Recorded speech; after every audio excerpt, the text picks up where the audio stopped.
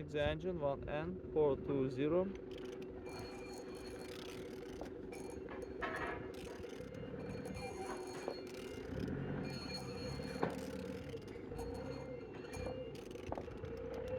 Engine turn. The front engine looks good, as you can see. It's all on compressor without any damage. And on this side, everything's good. All windows without water inside, as you can see. Gearbox without any damage. And on this side, everything's good. Starter not broken, as you can see. Same as well like on this side.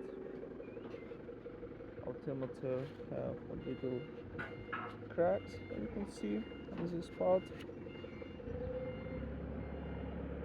And on the top, plastic slit without any damage. On the bottom, some without any cracks, no leaks. And turning the engine 1N420.